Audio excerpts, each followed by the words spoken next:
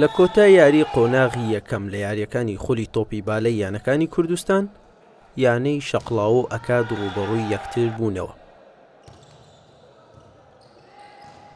دوای ململانەیەکی بەهێز لە گێمی یەکەم شەقڵاوە توانی بە ئەنجامی 29 خاڵ بەرامبەر 27 خاڵ ئەم گێمە لە ئەکاد بباتەوە.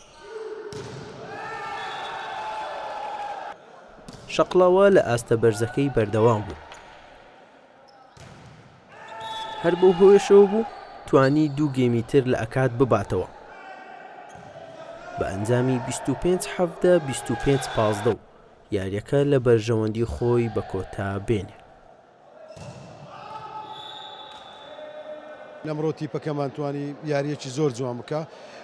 دوو ڕۆژاتوانم برێم یاری پێش ئێستامەم یاری ئاستی خۆی پێشکەش کردێ لەگەڵ یانەی هەولێریش سەرەتا کە زۆر لە مێژوو مەسە خولوشتی ها نەکراوە و کۆمەڵە یاری زانش لەگەڵک دێن یاری نەکردبوو. ئیمڕۆ هاتنە ناو کەش و هەوای یاریەکە توانیان یارێکی جوانیش بکەن.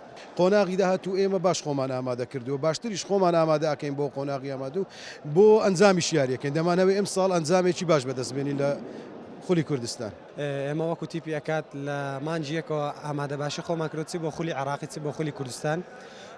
بەڕاستی ماندووبوونێکی زۆرمان چەشتووە تاوەکو بتوان ئادایەکی باش بکەین. لە سەرەتای یاریەکان یاری یەکەم و دووەم کەمێک خراپ بووین یعنی نەماتوانی ئەو ئاستە پێشکەش بکەین بەڵام سوپاس بۆ خۆتوانیمان لە یاری سێم و چوارەمە ئاستێکی باش پێشکەشکن هەرچەنێ لە یاری چوارەمە 3-0 دۆڕین بەڵام یانی شەقڵاوە خۆتان نەزان لە مستەوایەکی زۆر بەرزایە.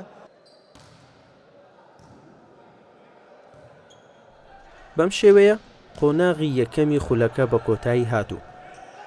هەر یەک لە یانەکانی هەولێر و شەقڵاوە و نیشتیمان و ئەکاد توانیان سەر بکەون بۆ قۆناغی داهاتووی خولەکە.